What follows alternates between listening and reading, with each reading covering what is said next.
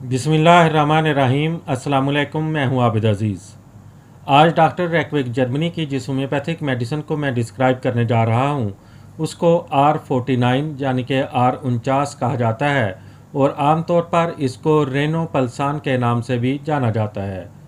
R49 की composition में जो एक्टिव सब्सटेंसेस यूज़ किए गए हैं उसमें शामिल है arsenicum album 12x, Calcarea carbonica 30x, काली बाइक्रोनिकम 12x, मर्क्यूरस साल 30x, mercurous सल्फोरेटस 12x, pulsatilla 12x, सीपिया 12x और सल्फर 30x।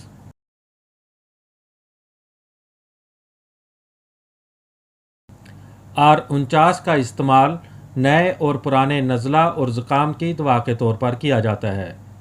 नया और पुराना नज़ला और ज़ुकाम हो, नाक और चेहरे की हड्डियों में नज़ले का असर और उसकी वजह से होने वाली तकालीफ, नाक के अंदर मस्से या गोश्त का बढ़ जाना, ख़ास तौर पर बच्चों में सूंघने और चखने की हिस्स का ख़त्म हो जाना, इन अलामात में R49 का इस्तेमाल मुफीद और मौजू है।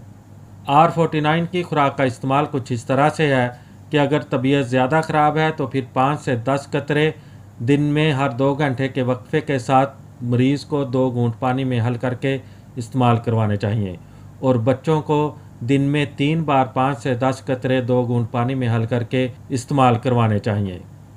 और अगर तबीयत में बेहतरी आ रही हो और मर्ज़ में कमी वाक़ई हो रही हो तो फिर 5 से 10 कतरे 2 घूंट पानी में हल करके दिन में 3 बार मरीज़ को इस्तेमाल करवाने चाहिए। R49 आपको बाज़ार से 22 ml की पैकिंग में बआसानी दस्तयाब हो सकती है। उम्मीद करता हूँ कि यह वीडियो आपको अच्छी लगी होगी। अगर वीडियो अच्छी लगी है तो इसको लाइक कर दें। अगर आप मज़ीद होम्योपैथिक मेडिसिन के बारे में इंफॉर्मेशन हासिल करना चाहते हैं तो मेरी रिक्वेस्ट है कि इस चैनल को सब्सक्राइब कर लें। नेक्स्ट वीडियो तक मुझे दें इजाज़त। अल्लाह हाफिज़।